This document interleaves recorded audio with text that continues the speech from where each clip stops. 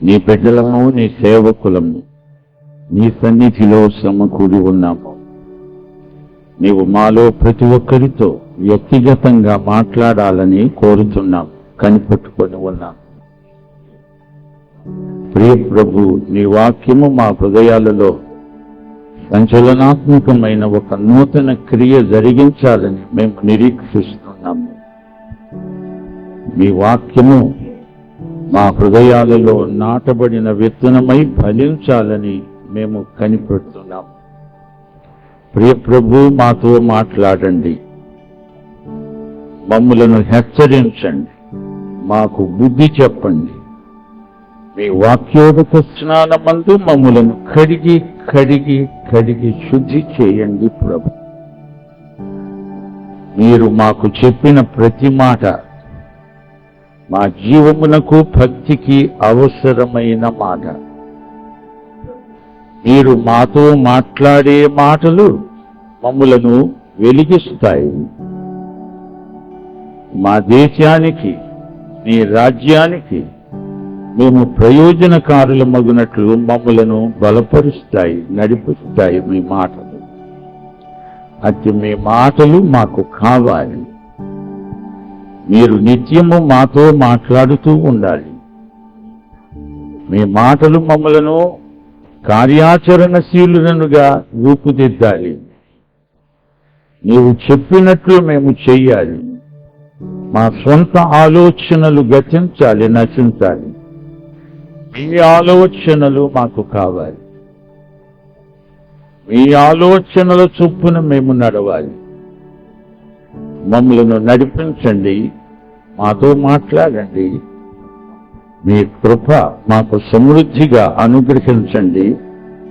మీ వాక్య సత్యాలను మా హృదయాలపై ముద్రించండి స్వామి. మాట్లాడండి అయ్యా. మరొకసారి దీన మనస్కులమై వెరిగి నలిగిన హృదయాలతో మీ కృపాసనమును సమీపిస్తున్నాము. మా ప్రియ భారతావని ఎదుర్కొనే సమస్యలన్నీ కూడా ప్రతిదినము మీ కృపాసనం వద్ద మీకు మనవి చేస్తున్నాము.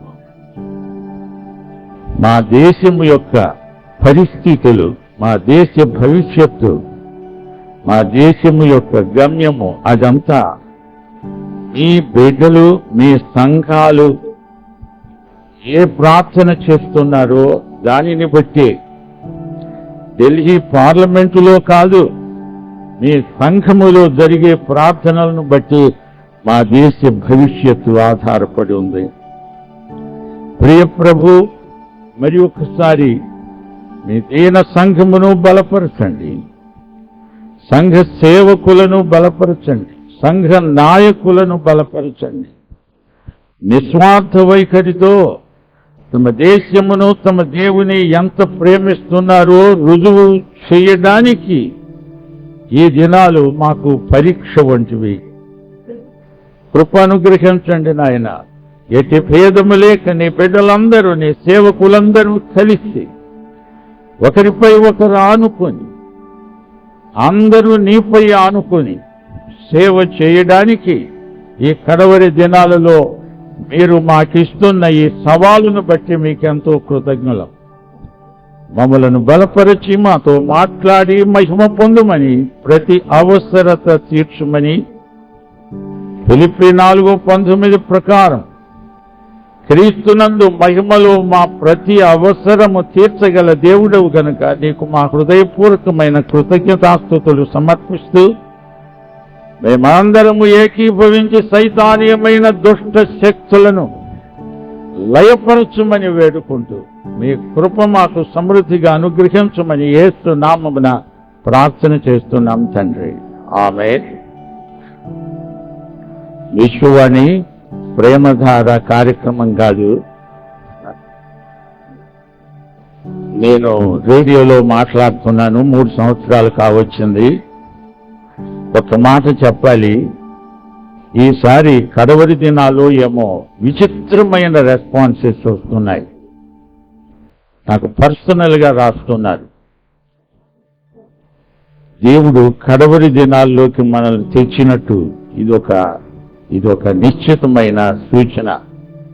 మనం ఎక్స్పెక్ట్ చెయ్యం అలాంటి వ్యక్తులు యేసు ప్రభువును ప్రేమించడానికి, ఆయన కోసమై ఎంతకైనా సిద్ధపడడానికి తయారవుతున్నారు. దేవుడే వారిని సిద్ధపరిచాడని నేను అనుకుంటున్నా. దేవుని వాక్యం అద్భుతాలు చేస్తోంది. ఈ మధ్యనే ఒక పురోహితుడు నాకు ఉత్తరం రాశాడు, పర్సనల్ లెటర్. అయ్యా, నేను ఈ పని చెయ్యను, మరి ఏం చేయమంటారు? మీ వాక్యం వింటున్నప్పుడు నాకు అర్థమైపోయింది, నేను ఇదంతా వదిలేస్తాను, నన్ను ఏం చేయమంటారు అంటే, నేను అన్నాను, ఏం చేయమంటారంటే మా ఇంటికి వచ్చి కూర్చుంటారు వాళ్ళంతా. అందుకని నేను ఏమన్నానంటే, ఏమి చెయ్యాలో ప్రభు చెప్పేదాకా తొందరపడవద్దు, ప్రార్థన చేయమని చెప్పాను. ఇలాంటివి చాలా ఉన్నాయి. ఈ రోజున నేను మీతో మాట్లాడబోయే అంశం హింసలు, దానికి క్రైస్తవుల ప్రత్యుత్తరం. హింసలు అంటే శ్రమలు, శ్రమలు దానికి క్రైస్తవుల రెస్పాన్స్. వీరు ఎలాంటి బదులు చూపుతున్నారు? సంఘాలు, వ్యక్తిగత క్రైస్తవులు శ్రమలకు ఎలా రెస్పాండ్ అవుతారు, ఎలా రియాక్ట్ అవుతారు? ఈ విషయాలు కొన్ని మనము ధ్యానిద్దాము. టైం చాలా తక్కువ కాబట్టి, పైగా నేను రేడియో స్పీకర్ని కాబట్టి అరగంట అంటే అరగంటే పొడిగంచును. బోధకులు చేసే అబద్ధం ఒకటి ఉంది, ఇప్పుడే ముగిస్తానని ఇంకో అరగంట సేపు మాట్లాడుతుంటారు. విచిత్రం ఏమిటంటే, దేవుడు ఆ అబద్ధాన్ని కూడా ఆశీర్వదిస్తున్నాడు అనుకోండి. సరే, ఇప్పుడు చూడండి, మొట్టమొదట మీకు ప్రకటన గ్రంథములో ఒక వచనం చూపుతాను. ఈ వచనంలో ఒక అద్భుతమైన రహస్యం నిక్షిప్తమై ఉంది. యోహాను రాసిన ప్రకటన గ్రంథం 1వ అధ్యాయం 9వ వచనం. యోహాను పద్మసు ద్వీపంలో ఉన్నాడు. ఈ యోహాను యేసు ప్రభు వారి స్టెనోగ్రాఫర్. అది యేసు ప్రభు డిక్టేట్ చేస్తుంటే ఉత్తరాలు రాశాడు. అందుకనే నేను యేసు ప్రభువును మొట్టమొదటి ప్రభువుని నమ్ముకున్న రోజుల్లో నా పెన్ ఫ్రెండ్ అని చెప్పుకునేవాడిని. నాకు కూడా ఆయన ఉత్తరాలు రాశాడు. ఆ ఉత్తరాలంతా బైబిలే. ఈ యోహాను అంటున్నాడు, ఈ సహోదరుడను యేసును బట్టి కలుగు శ్రమలో, రాజ్యములో, సహనములో పాలివాడనైన యోహానను నేను దేవుని వాక్యము నిమిత్తము, యేసును గూర్చిన సాక్ష్యము నిమిత్తము పద్మాసు ద్వీపమున పరవాసినైతిని. ఏమంటున్నాడు? ఎందుకని అక్కడ ఆయన ప్రవాసం ఉండాల్సి వచ్చింది? కారణం ఏమిటి? ఎందుకు ఆయనకు ఆ శ్రమ కలిగింది? ఎందుకు అంటే, యేసును బట్టి కలిగే శ్రమ. ఇక్కడ 3 మాటలు ఉన్నాయి. రాజ్యము అని ఒక మాట ఉంది. యేసును బట్టి కలిగే శ్రమలో, రాజ్యములో, సహనములో పాలివాడను. యేసు ప్రభు వలన కలిగే శ్రమ, రాజ్యము, సహనము. 3 మాటలు. ఈ 3 మాటలు కూడా మనకు చాలా వెలుగు ఇస్తాయి. శ్రమలు ఎందుకు వస్తాయి అని. ఎందుకు వస్తాయి శ్రమలు? నా వ్యక్తిగత సాక్ష్యం మీకు చెప్తే ఆశ్చర్యపోతారు. మా అన్నదమ్ములు అందరిలోకి నేను చిన్నోడిని. మా అన్నలందరూ కూడా నన్ను ఎంతో ప్రేమించారు. మా చిన్నప్పుడే మా నాన్నగారు చనిపోతే మా అన్నలు నన్ను ఎంతో ప్రేమించారు. ఎంత ప్రేమించారో నేను యేసు ప్రభు నమ్ముకున్న తరువాత అంత ద్వేషించారు. ఎందుకని నా మీద మా అన్నలకు అంత కోపం అంటే, అది నా మీద కోపం కాదు, నేను నమ్ముకున్న యేసు ప్రభు మీద కోపం. ఆయన వచ్చి మా తమ్ముడిని తీసుకెళ్ళిపోయాడు అని వాళ్ళ బాధ. మా అమ్మ ఎంత ఏడ్చిందో, ఏమిరా మా కాకుండా అయిపోయావా, యేసు ప్రభు నమ్ముకున్నావు అని ఆమె అపార్థం చేసుకుంది. మా అన్నలు అపార్థం చేసుకున్నారు. ఇదంతా ఎందుకు వస్తోందంటే యేసు ప్రభువును బట్టి కలిగే శ్రమలు. అప్పుడప్పుడు మన సొంత అవివేకం వల్ల శ్రమలు కొని తెచ్చుకొని అది యేసు ప్రభువు లెక్కలో రాస్తాం, అది తప్పు. యేసు ప్రభువును బట్టి కలిగే శ్రమలు. నేను ప్రభువును నమ్ముకున్న రోజుల్లో హెన్రీ రాన్ అని ఒక గొప్ప దైవ సేవకుడు నాకు మొట్టమొదట ఆయన వాక్యం నాతో చదువుతూ అధ్యయనం చేస్తూ చెప్పిన మాట, మూతి సుఖంగా ఉంటానని అనుకోవాకు, ప్రభువును నమ్ముకున్న తరువాత శ్రమలు వస్తాయి. శ్రమలంటే ఆధ్యాత్మిక పరిశ్రమలు అని నాకు ఆయన నేర్పాడు. శ్రమ అంటే ఆధ్యాత్మిక పరిశ్రమ. ఆ శ్రమలు యేసును బట్టి కలిగినవై ఉండాలి. అవి మనకు చాలా మేలు చేస్తాయి. శ్రమలు రెండు విధాలు. లోకము నుండి మన మీదికి వచ్చే శ్రమ. రెండు, మన మధ్యనే మన సంఘాల్లోనే యేసు ప్రభువు చిత్తానికి వ్యతిరేకమైన వైఖరుల ద్వారా వచ్చే శ్రమలు. నేను ఈ రెండు అనుభవించాను. నా సొంత బంధువులు నా మీదకి తెచ్చిన ఒత్తిడి. ఇక్కడ శ్రమలు అని అన్నాడు. శ్రమ అంటే అర్థము it is pressure of event. చుట్టూ ఉన్న పరిస్థితులు మన మీదకి తెచ్చే ఒత్తిడి, ప్రెషర్.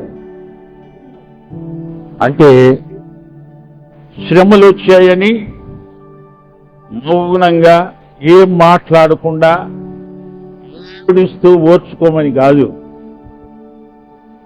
శ్రమలు అనే మాటకు క్రైస్తవ అర్థం ఏమిటంటే it is spirit of courage, it is the spirit of conquest, it is guarantee. అది క్రైస్తవ శ్రమలో ఉన్న సహనం, అది అందులో ఉన్న రహస్యం. సహనము అంటున్నాడు ఇక్కడ యోహాను భక్తుడు. సహనం అంటే ఏమిటి? ఎవరన్నా ఏదన్నా అంటుంటే ఇది దేవుని చిత్తంలే అని మెదలకుండా ఊరుకోవటం కాదు. ఈ మధ్య ఒక పాట వచ్చింది, అంతా దేవుని చిత్తమే. ఏది చేసినా ఏది చెప్పినా అంతా దేవుని చిత్తమే. ఇది మన కర్మ సిద్ధాంతమా? కాదు. మనకి శ్రమలు వచ్చాయంటే, యేసును బట్టి శ్రమలు వచ్చాయంటే, వాటిని మనము సహిస్తున్నామంటే అందులో ఆధ్యాత్మిక ధైర్యం ఉంది. అది ఆత్మ సంబంధమైన బలం. యేసు ప్రభు శిలువ మీద సమాప్తమైనది అని కేక వేశాడంటే అది జయధ్వానం, విక్టరీ.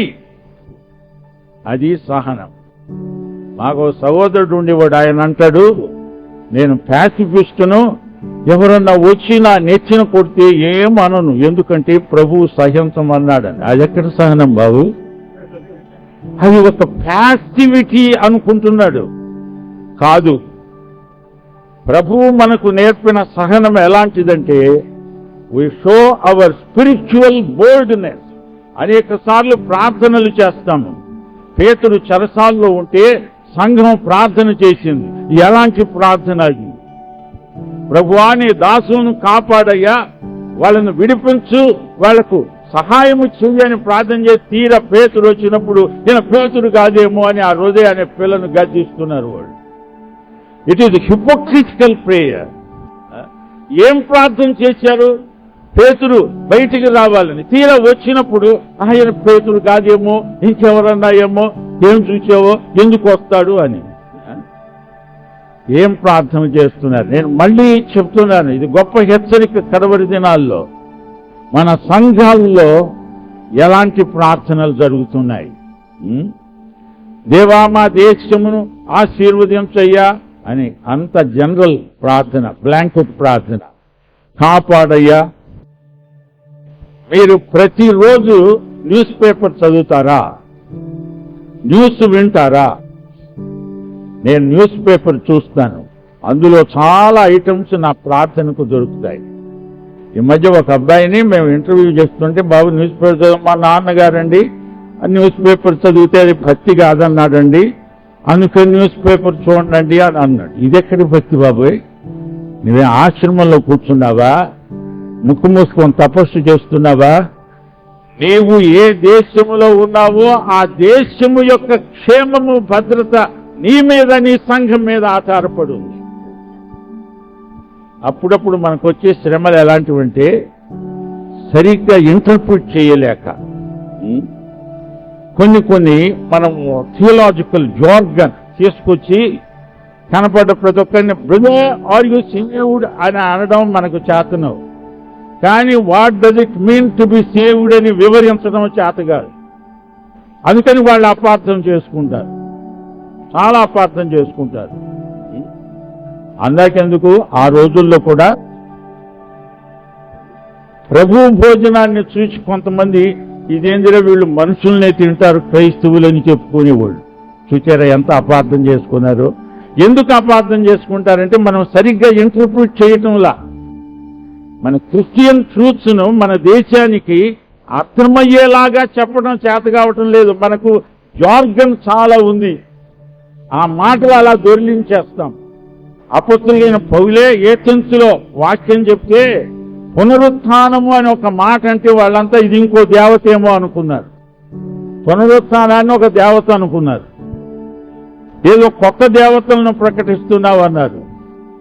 అప్పుడు ఆయన చివరికి కొరింథుకు వచ్చి సిలువ వేయబడిన యేసును తప్ప దేనిని నేను ఎరుగకుందునని నిశ్చయించుకుంటునని రాశాడు. ఆయన ఏదేదో చెప్పాలని చూశాడు, వేదాంతాలు అవన్నీ.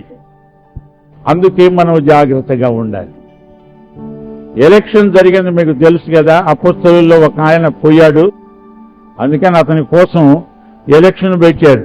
పేతురు భక్తులంతా లేచేయమంటున్నారంటే ఇద్దరిని నామినేట్ చేస్తాము, ఆ ఇద్దరిలో ఎవరినో దేవుడు ఎన్నుకోవాలని ప్రార్థన చేస్తున్నారు. అదెక్కడ ప్రార్థన? వీళ్ళు నామినేట్ చేశారన్నమాట ఇద్దరిని. ఆ ఇద్దరిలో ఒకరిని ఎన్నుకో దేవా అంటున్నారు. దేవుడి చిత్తాన్ని లిమిట్ చేస్తూ ప్రార్థన చేశారు. వాళ్ళ ప్రార్థన దేవుడు వినలేదు. పౌలును ఏర్పరచుకున్నాడు ఆ ప్లేస్కు. ఈ ఇద్దరిలో ఒకరిని వీళ్ళే ఎలక్ట్ చేసుకొని మత్తి అనేవాడిని తెచ్చి ఇడుగో మా క్యాండిడేట్ అంటున్నారు. అదని దేవుడు ఎక్కడ వాడుకున్నట్టు దాఖలా లేదు. మనం చేసే ప్రార్థనలు ఎలా ఉన్నాయని ప్రశ్న. నేనంటాను ఈ రోజున మన సంఘాలకు కావాల్సింది ప్రార్థన ఉద్యమం. We need a mighty revival in the prayer life of the church. అది ముఖ్యం. చూచారా? అది ఇక్కడ పద్మసులో యోహాన్ చెప్తున్నాడు. నేనేం నేర్చుకున్నానంటే క్రైస్తవ జీవితంలో ప్రతి ఒక్కరికి కూడా ఒక పద్మస్ అవసరం. ఎంత లోన్లీగా ఉండిపోయాడో, మనుష్య సంచారం లేదు ఆ ద్వీపంలో. ఏదో దూరాన ఏవో ఓడలు వచ్చినట్టు అలా కనిపిస్తాయి, అంటే ఎవరు వచ్చేతని పలకరించు. కానీ ఆ సమయంలో ప్రభువు ఆయనతో ఉన్నాడు. ప్రభువు ఉత్తరాలు రాయించాడు. ఎంత చక్కని స్టెనోగ్రాఫర్ అంటే ఆయన సంఘ దూతతో ఈలాగు రాయమంటే అది కూడా రాశాడు. చూసారా? నా దగ్గర ఒక సెక్రటరీ ఉండేది, ఒక అమ్మాయి, జ్యోతి జాగ్రత్తగా రాయమ్మా అంటే జ్యోతి జాగ్రత్తగా రాయమ్మా అని అది కూడా రాశాడు. అంత మంచి స్టెనోగ్రాఫర్ అన్నమాట. ఆయన నోట్లో నుంచి ఏది వస్తే అదంతా రాసేసాడు. అంత నమ్మకమైన వాళ్ళు ఈ రోజున ఉంటే అంత బాగుండు. యేసు ప్రభు చెప్పిందని ఇంకేదో చేర్చి కూడా చెప్పే గనులు పోగయ్యాడు. సరే చూడండి, మరి ప్రకటన గ్రంథంలో శ్రమలను గురించి చెప్పబడిన కొన్ని మాటలు 16వ అధ్యాయం మొదటి 11 వచనాలు. అక్కడ కొన్ని అద్భుతమైన సత్యాలు ఉన్నాయి. నేను అన్ని వివరించను, కానీ అక్కడ 1-2 ముఖ్యమైన అంశాలు మీ దృష్టికి తెస్తాను. 16వ అధ్యాయంలో ఇక్కడ 2వ దూత పాత్రను సముద్రములో కృమ్మరించాడు. 3వ దూత పాత్రను నదులలో జలధారలలో కృమ్మరించాడు. అదంతా రక్తమైంది. ఆ సమయంలో మరి ప్రార్థన చేస్తున్నారు. ఏమని ప్రార్థన చేస్తున్నారంటే హతసాక్షులు, దేవా నీవు ఈలాగు తీర్పు తీర్చితివి గనుక నీవు న్యాయవంతుడవని జలముల దేవదూత చెప్పగా వింటిని. అందుకు అవును ప్రభువా, దేవా సర్వాధికారి, నీ తీర్పులు సత్యములను న్యాయములై ఉన్నవని బలిపీఠము చెప్పగా వింటిని. శోధనలు అని ఇంకో మాట ఉంది. శోధనలు అంటే శ్రమలు, కష్టాలు. ఈ రోజున మనకు చాలా శ్రమలు ఎదురవుతున్నాయి. ఈ శ్రమలలో మనం జయించలేకపోవడానికి కారణం ఏంటంటే విభక్తమైన దేవుని కుటుంబం. దేవుని కుటుంబం అంతా ఒకటైతే బయట ఉన్న శోధనలను సులభముగా జయించగలం. ఎన్నెన్ని భేదాలో ఒకరికొకరితో మాట్లాడుకోరు, కానీ పాటలు మటుకు పాడతారు. పరిశుద్ధులందరము అక్కడ చేరి దేవా నిన్ను స్తుతిస్తామంటారు. ఆ పరిశుద్ధులు ఇక్కడ కూడా ఒక చోట. మరి పాట ఎందుకు పాడాలంటే పాటల్లో అబద్ధం అనే దానికి అదొక రుజువు. పాటల్లో అబద్ధాలు పాడుతుంటారు, తెలుసు కదా మీకు. నావన్నీ అంగీకరించు మీ దేవా అని పాట పాడిన వాళ్ళు కొన్ని కూడా ఇవ్వని వాళ్ళు ఉన్నారు, మీకు తెలుసు కదా. అవును, నా వెండి కనకంబు నా దేవ గైకునమని వెండి కనకం ఇంట్లోనే పెట్టుకొని వచ్చి ఇక్కడ పాట పాడతారు, అది కూడా మీకు తెలుసు కదా. చూడండి ఇక్కడ ఏమని చెప్పబడిందంటే మన ప్రభు మనకి శోధనలు, ఈ హింసలు, శ్రమలు మన మేలు కోసమే రాణిస్తాడు. సంఘ చరిత్ర చూడండి. సంఘం ఎప్పుడు బలహీనమైందంటే శ్రమలు తగ్గినప్పుడు, కడుపులో చల్ల కదలకుండా కూర్చున్నప్పుడు సంఘం బలహీనమైంది. ఇప్పుడు you read the sign of times. ఇప్పుడు మనకు వస్తున్న శ్రమలు, మనకున్న వార్నింగ్ ఏమిటంటే let all God servants, all churches come together and fight against our foe, common foe. మనకు అందరికీ శత్రువు సైతాన్. సైతానుతో పోరాడడానికి మనమంతా కలవాలి కదా. లేకపోతే మనలో మనమే పోరాడుకుంటూ ఉంటే ఇక సైతానుకు విజయమే కదా. చేజేతులం మనం వాడికి విజయం కట్టబెడుతున్నాం. అందరూ కలిసికట్టుగా రావాలి. లేకపోతే మన దేశంలో మనం సంఘాలను కట్టలేము. అందరూ కలవాలి, ఏ భేదం ఉండకూడదు. అయ్యా యేసుక్రీస్తు రక్షకుడు అందంలో భేదం ఏమి లేదు, కానీ సిద్ధాంతాల్లో భేదాలు ఉన్నాయంటే ఉండనివ్వండి, అదేం పెద్ద ప్రమాదం కాదు. కానీ సిద్ధాంతాలు బయట బోధించకండి, మీ సంఘాల్లో బోధించుకోండి. In essentials we are all agreed, but in non essentials we have freedom, but in everything we must have love. అందరము ప్రేమతో కలిసి. మరి ఒక ఆయన అంటున్నాడు, అయ్యా ఒక్క సిద్ధాంతంలో భేదం వచ్చింది అందుకని వాళ్ళతో మాట్లాడమంటే, ఇదేమిటి బాబు, నువ్వేం సిద్ధాంతివా? సిద్ధాంతాల్లో భేదాలు మన సహవాసానికి ఆటంకము కాకూడదు. మన సిద్ధాంతాలు ఏవైనా those are all differences in interpretation and emphasis. అది ఉంచుకో, you keep it to yourself. కానీ what India needs is the gospel today. మనమంతా సువార్త ప్రకటించాలంటే ఎసెన్షియల్స్ ను ఎక్కువగా నొక్కి చెప్పాలి. అదే విషయం రేడియో చేస్తోంది. మీరు విని ఉంటారు, రేడియోలో మాట్లాడుతున్నప్పుడు ఏం చేస్తాను, బైబిల్నే పెట్టుకుంటాను. ఆ బైబిల్లో ఒక లైన్కు మధ్య సందు ఉంది కదా, అక్కడ శాండ్విచ్ లాగా దానికి సహజమైన కాంట్రవర్సీస్ లేకుండా సింపుల్ ఇంటర్ప్రిటేషన్ పెట్టేస్తాను. That's what hour country needs today. మనము బయటకు వచ్చి స్త్రీలు మౌనముగా ఉండవాలని బోధిస్తామా? లేకపోతే ఏదో ఒక డాక్టర్ని తీసుకొచ్చి బోధిస్తామా? You preach it in your church, that's all right, I have no objection. కానీ what I mean to say is this, our country needs gospel, pure gospel, simple gospel. నేను ఓ చోటికి వెళ్ళి ఒక హిందూ స్నేహితుడికి సువార్త చెప్పాను.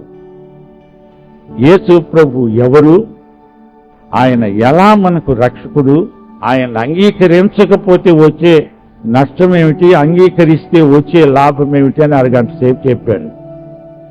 చెప్పి ఆయన అన్నాడు, నిజమే కానీ మీరు చెప్పేది, మరి మా ఊళ్ళో సంఘంలో దెబ్బలాడుకుంటున్నారయ్యా వాళ్ళు అని అన్నాడు.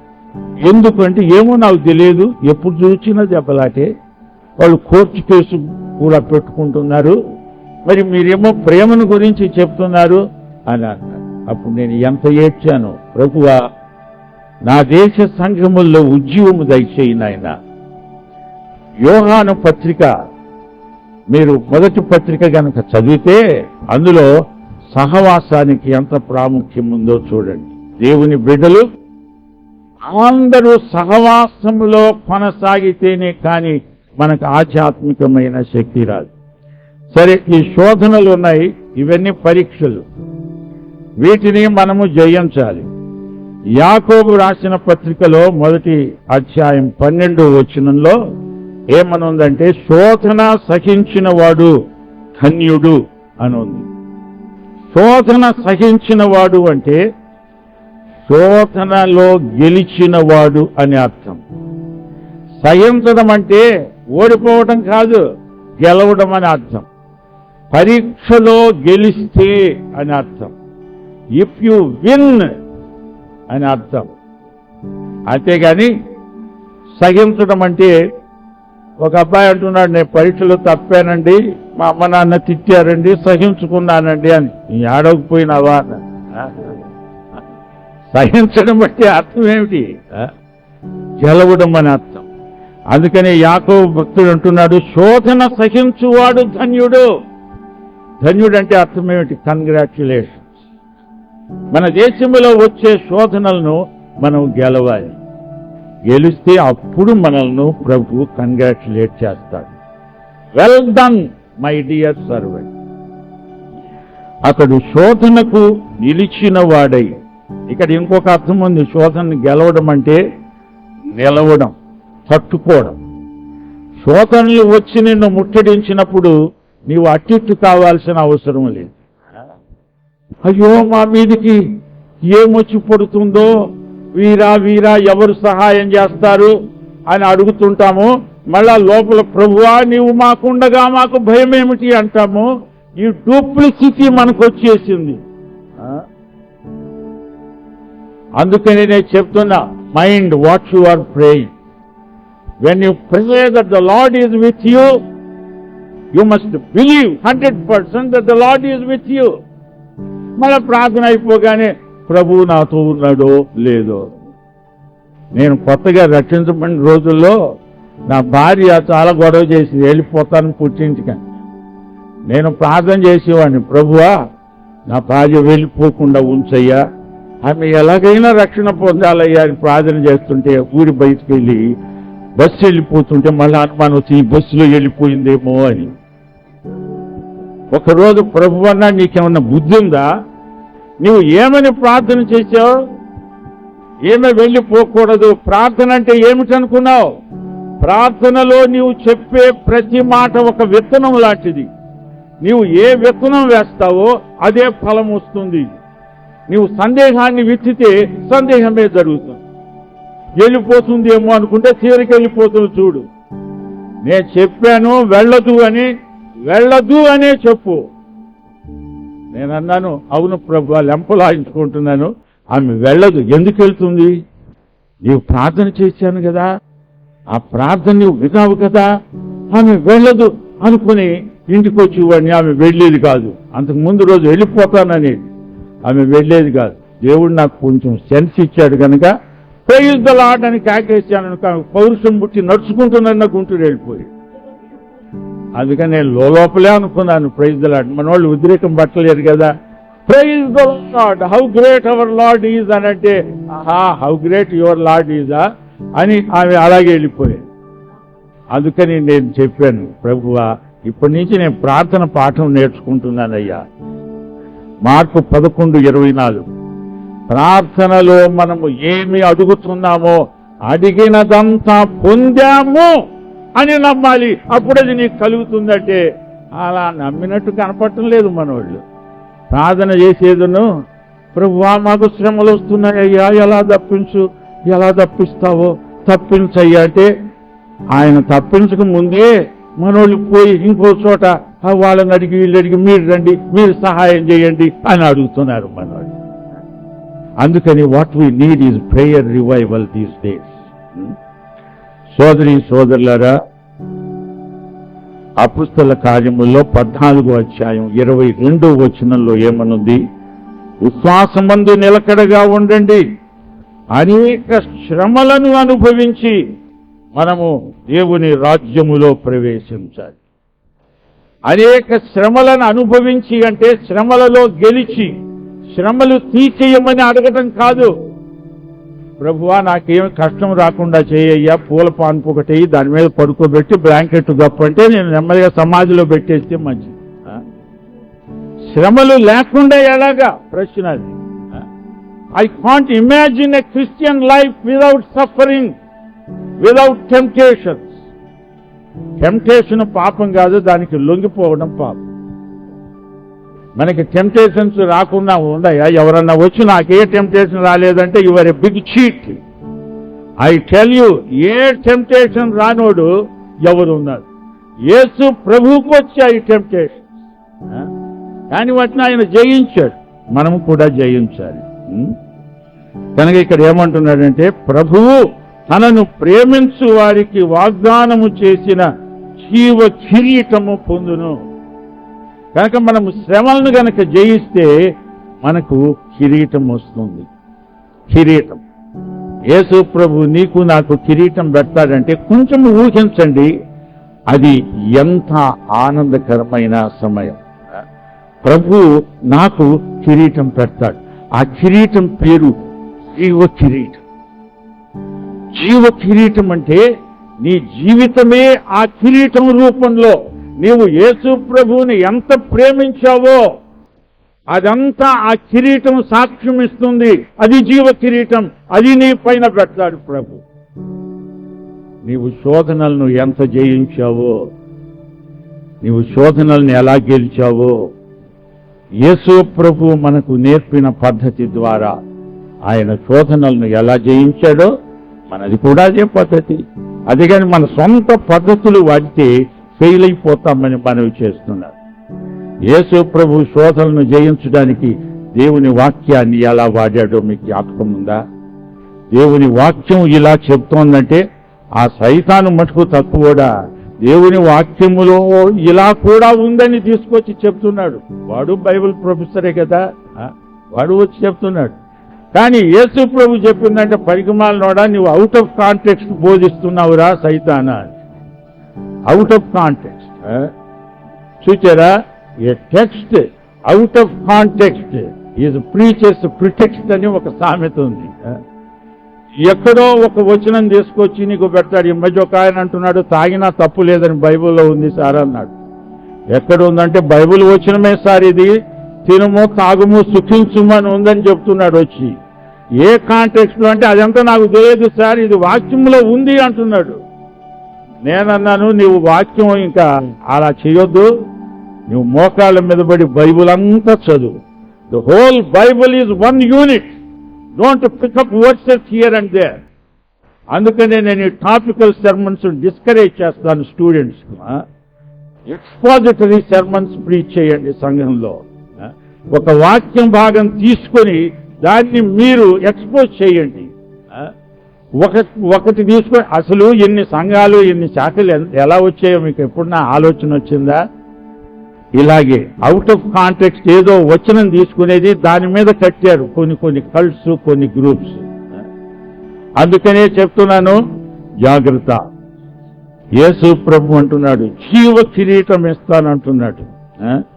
దేవుని యొక్క రాజ్యం, దేవుడు మనకు రాజ్యాన్ని వాగ్దానం చేశాడు. చిన్న మంద భయపడకుము అన్నాడు. అంటే శోధనలు గెలిచిన వాళ్ళు కొద్దిమంది అన్నమాట. చివరికి చిన్న మంద భయపడకు. ఎంతో మంది ఉన్నావు కదా ప్రభు అంటే ఎంతమంది గెలుస్తారు ఇందులో, ఎంతమంది ఓడిపోతారు. అందుకని ప్రభు అంటున్నాడు చిన్న మంద భయపడకు, రాజ్యము నీదే. మత్తయి సువార్త 24వ అధ్యాయం 13వ వచనం, అంతము వరకు సహించిన వాడే రక్షించబడిన వాడు అని చదువుకోవాలి. చూచారా, ఇక్కడ మనకి చక్కని బహుమానం ప్రభు వాగ్దానం చేశాడు. ఇది మన తల మీద పెట్టే కిరీటం. కానీ మన చేతికి కూడా ఒక మొమెంటో ఇస్తానంటున్నాడు. అది ప్రకటన గ్రంథం 2వ అధ్యాయం 17వ వచనంలో ఉంది. ఈ 17వ వచనంలో ఆయన మన చేతికి ఇచ్చే మొమెంటో, తలపై కిరీటం పెడతాడు, చేతికి ఒక మొమెంటో ఇస్తాడు. అందులో ఏమనుందంటే ఈ 2వ అధ్యాయం 17వ వచనం, అక్కడ సంఘానికి చెప్తూ, నేను మీకు ఒక తెల్లటి రాతిని ఇస్తున్నాను అంటున్నాడు. తెల్లటి రాయి అంటే ఎంత తెల్లగా ఉంటుందో కాంట్ ఈవెన్ ఇమాజిన్. చూడండి, సంఘములతో ఆత్మ చెప్పుచున్న మాట చెవులు గలవాడు వినుగాక, జయించువానికి మరుగై ఉన్న మన్నాను భుజింపనెత్తును, మరియు అతనికి తెల్ల రాతినెత్తును, ఆ రాతి మీద చెక్కబడిన ఒక కొత్త పేరుండును, పొందిన వానికే గాని అది మరి ఎవరికి తెలియదు. పొందిన వానికే కాని మరి ఎవరికి తెలియదు. అలాంటిది నీకు నాకు ఇస్తాడు. ఇదేం ఫ్యాక్టరీలో తయారు చేసినవి కాదు, అందరికి ఏదో ఒక ప్లేక్ ఇవ్వడం, అలా కాదు. నీ కోసమై ప్రత్యేకమైన పేరు ఒకటి ఉంది అక్కడ.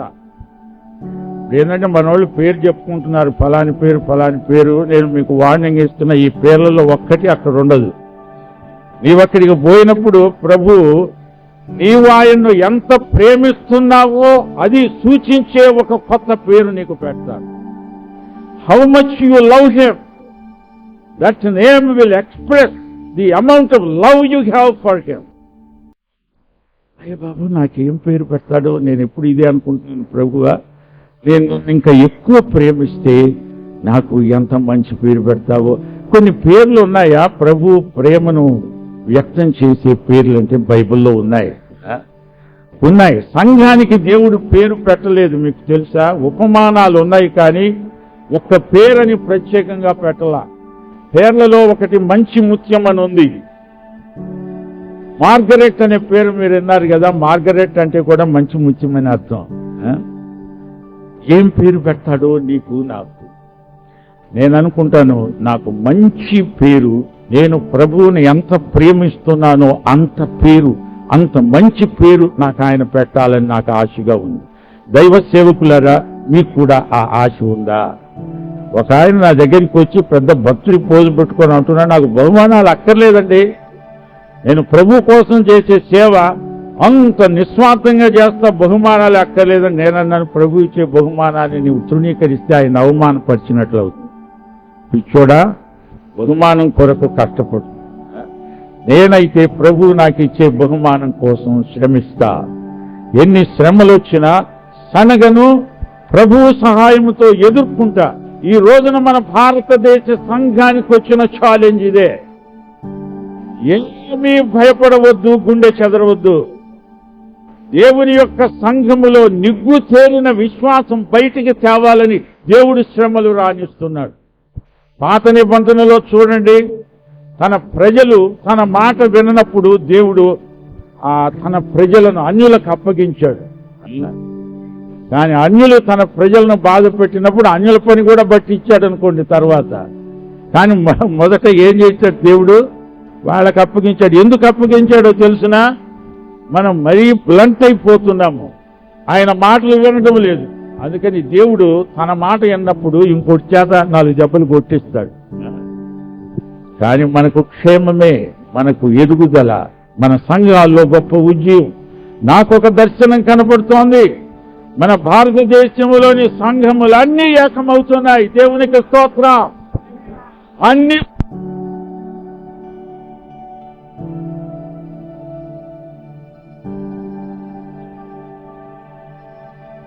మనకిచ్చే బహుమానం వ్యక్తిగతంగా నీకు మాత్రమే కాదు. దేవుని సంఘమా, నీకు దేవుడు ఇవ్వబోయే కొత్త పేరు ఏది? భారతదేశ సంఘానికి ఇది ఒక సవాల్. నేను అమెరికా సంఘాల గురించి మాట్లాడటం లేదు, యూకే సంఘాల గురించి మాట్లాడటం లేదు.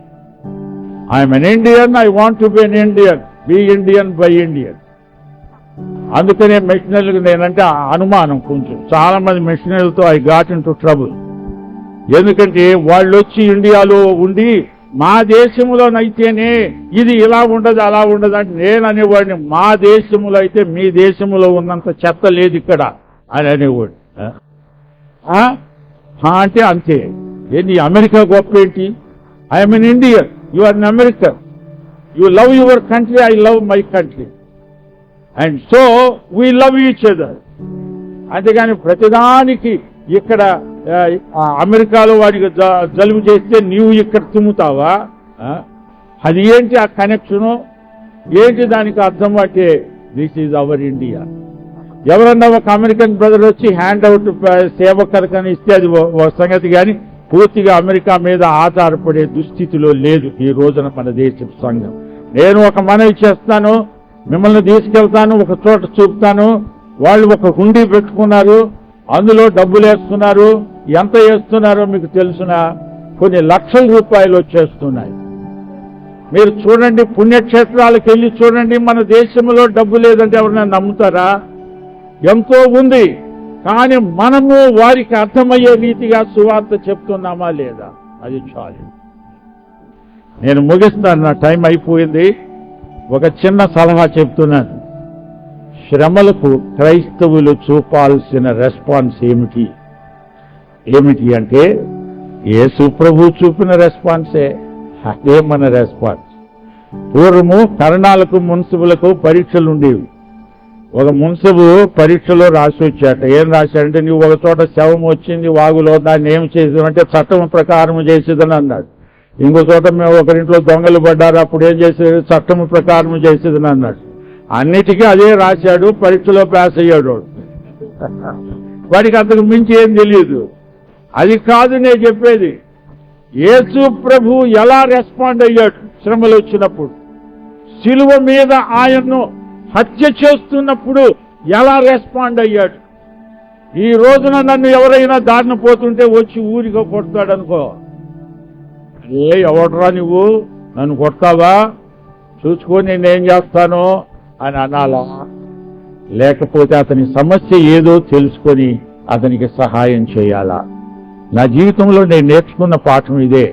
మన దేశంలో మనం అపార్థానికి గురవుతున్నాం. ఎందుకని గురవుతున్నామంటే మన తప్పు కూడా 50% ఉంది. ఇంతవరకు మన యొక్క యాక్సెంట్, మన బోధ అంత వెస్టర్నైజ్.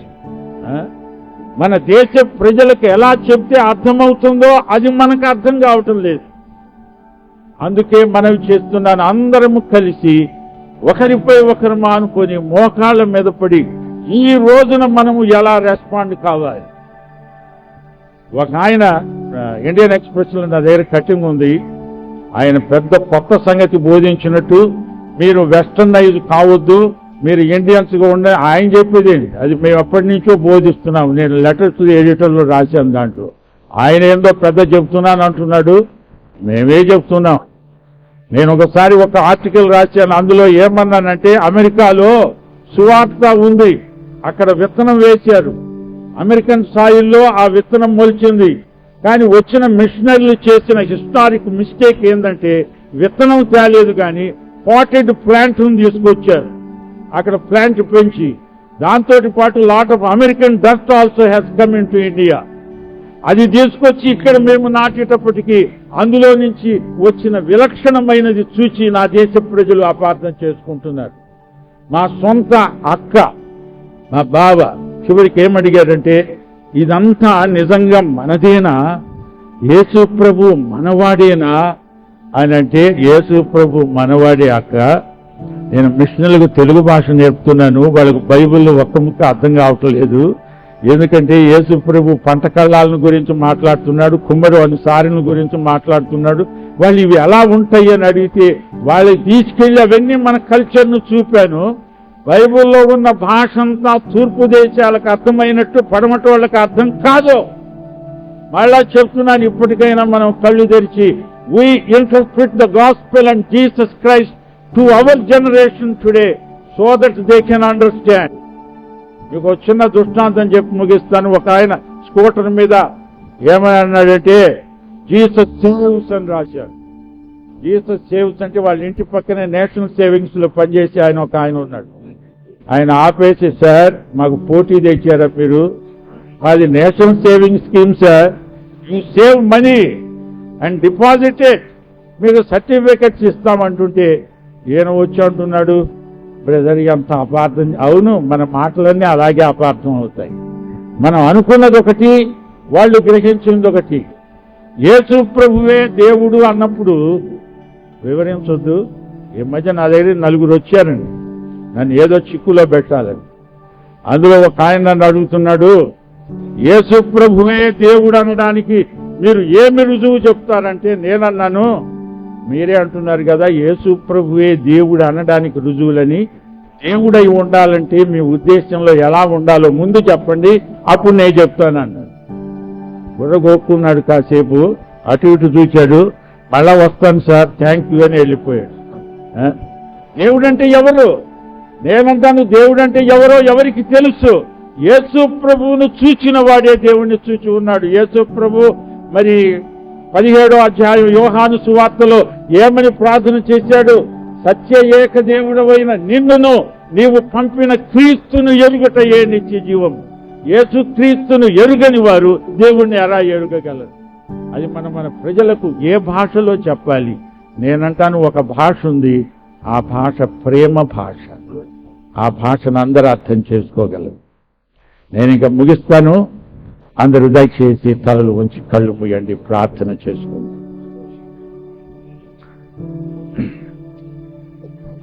కృపాప్రితుడవైన మా పరమ తండ్రి, నీవు ఎంత గొప్ప దేవుడవయ్యా. మా దేశాన్ని నీవు ప్రేమించి మా దేశంలో ఎన్నెన్నో దశాబ్దాలు సువార్త ప్రకటించబడడానికి మీరిచ్చిన కృప కొరకు మీకు వందనములు, స్తోత్రములు.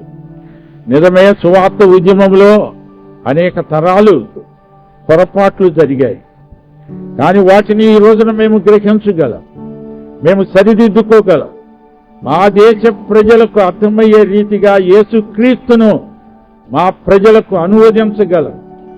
మా దేశంలో ప్రభువా నీవంటే థియలాజికల్ అబ్జెక్షన్ లేదు, కానీ సోషియలాజికల్ అబ్జెక్షన్ ఉన్నది.